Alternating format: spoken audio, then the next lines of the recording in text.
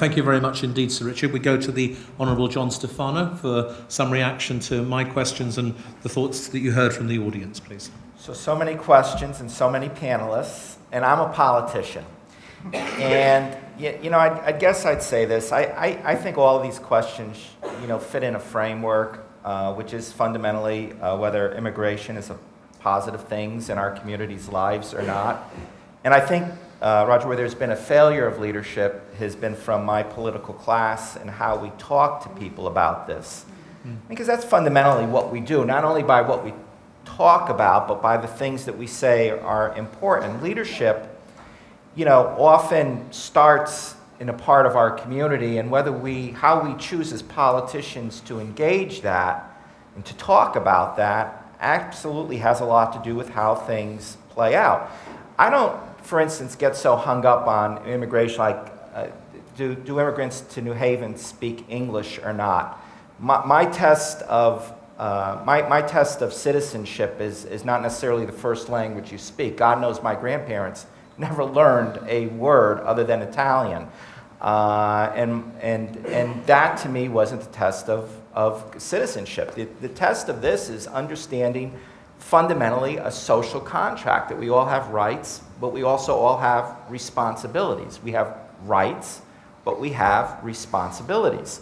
And it seems to me where the political class has failed on this is this issue of how we gauge this issue. As a politician, the way you motivate people, in my book, is you either give them something to be against or something to be for. Something to be against or something to be for. And Lord knows, there are wonderful examples all around the world of people who have given other people reasons to be against immigration, oftentimes to feel better about who?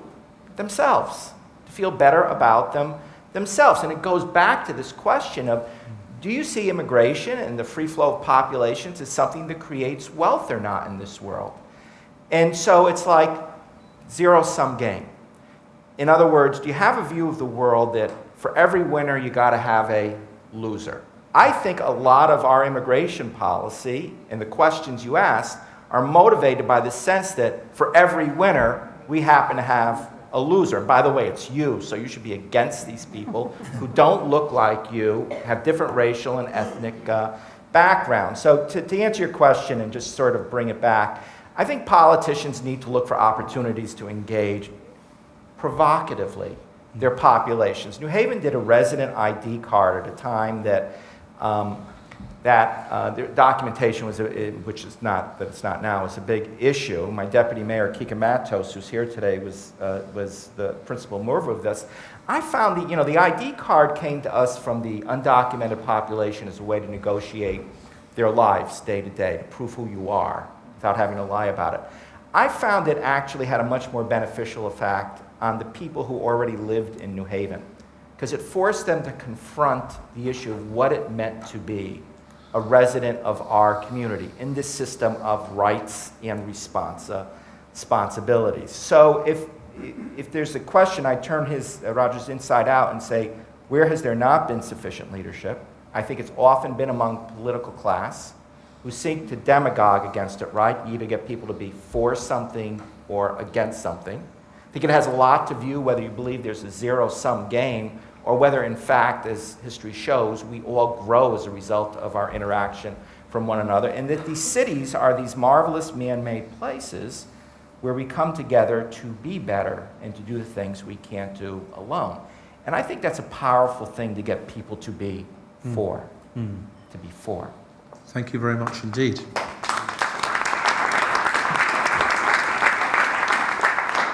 Julia, please, your thoughts on the points that were raised, and then I've got one last question to which we'll have time for a very short answer from the panelists. Okay, thank you. I'm going to take on Joy's question about dealing with Indigenous population and Aisha. Aisha's point about cuts to cultural programs as well as your leadership. I think we have to recognize that immigration policy doesn't sit in its little box devoid of everything else, and quite rightly there are people who are going to say if you're focusing on helping migrants and other newcomers into our community, you may be forgetting about me and I'm losing my job as our whole economic structure changes and I don't have a place anymore, and that must be a very frightening thing. and that we need to continue to deal very effectively with labor markets and the other issues that are affecting people who may have lived in a community longer than a newcomer. And so having effective labor market policies and dealing with structural change to your economy are equally important, that the people who live in your community have to see those things being addressed as well. This may be a little loud, or it's loud for me. That's great. One important thing is to be making the case for newcomers, and lots of people have to be making that case. And we all know in this room probably better than most what the business case is for having newcomers in your population. And it's about new markets that you can access and that can access you. It's about new skills, including languages. It's about having better decisions. It's about having new sources of capital. Those are all things, and sources of jobs. Those are all things that can appeal to everyone. And I think somebody was talking about the need to get a case that everybody can buy into. But turning to the leadership and who has to make that case, it's become very clear to us in Toronto that government alone cannot solve this issue and cannot be making the case alone, that you need many people standing, making the case for newcomers and advocating for them to be integrated properly into our community. Just to give you a couple of examples, in Toronto and the Toronto region, we see the government making that case. Our city motto is diversity, our strength, but it gets borne out in the activities of the government. And one case is the police services, which has become one of the big proponents of diversity in its own in the police service. They've worked very effectively with other organizations to try and get a more diverse labor pool.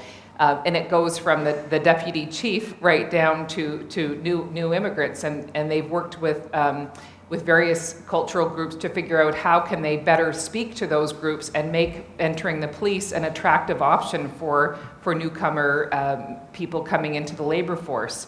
And they found that some immigrant communities were very averse to having their children become police officers. So they have figured out how to talk to those communities more effectively and make this a viable option for those youth.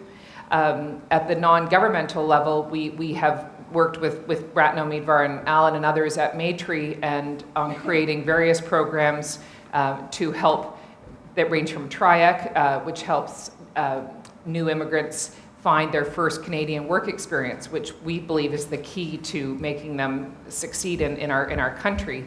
And Elizabeth McIsaac, who leads TRIAC, is here and I think is going to be talking about that at the marketplace later.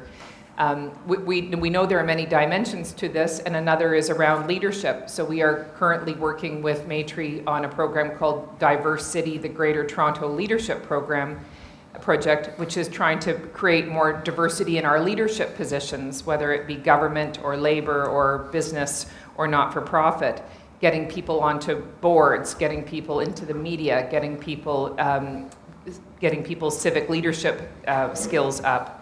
But leadership is also coming from the grassroots and people who are saying there's something wrong with what's going on here and we think we have an answer. And one example there is something called I Vote Toronto. And I'm not familiar with all of your cities, but in Toronto, only citizens are allowed to vote in municipal elections. Is that the case for most? No. How many? Just put up your hand if that's the case in your city. You have to be a citizen to vote. All right. So it's not. It actually looks like less than half, which is interesting. Let's see the others. If that's not the case in your city, anybody can vote as long as you anyone live there. can vote in your city, whether they're a citizen of the nation or not. Vote locally or Locally. Locally. There is some in between. Yeah. And in Europe, if you're a citizen of the European Union, you can vote in a municipal election in any country in the European Union. So there's some halfway houses there. Yeah. Well, the theory here is that if you live in a city and your children attend the schools and you're using city services every day to get to wherever you're going, you should, and your tax dollars are being used for that. You should have a say in who is governing the use of those resources, and it's all right. And it's a great idea that's percolated up, and Maytree has been a huge supporter of that idea. It's contentious. I don't think it's not a slam dunk at all. But it's a really interesting case of grassroots leadership bringing a fantastic idea forward for public debate. So leadership comes from lots of different places. It also comes from the private sector, and I've heard very little about business in any of the conversations I've had here, which I find very troubling. Business is a huge economic actor, hugely influential, and we've been very deliberate about setting tables where business is always at the table and telling us if we've got it wrong and helping us champion things out in the community. They are a fantastic place to develop best practices for integration. Fantastic. And they have an economic interest to do it. So I would encourage others to think about how you can set those tables. And just turning to Aisha's point about what's going to happen if cuts to cultural programs come, it means resources have to come from somewhere else, and business may turn out to be one of your key allies. And if they're not sitting with you at the table now and helping to develop these solutions, it's going to be very hard to get them there later when you have stripped down resources. So setting the table with different stakeholders, I think, is a very key thing to be doing. Julia, thank you very much.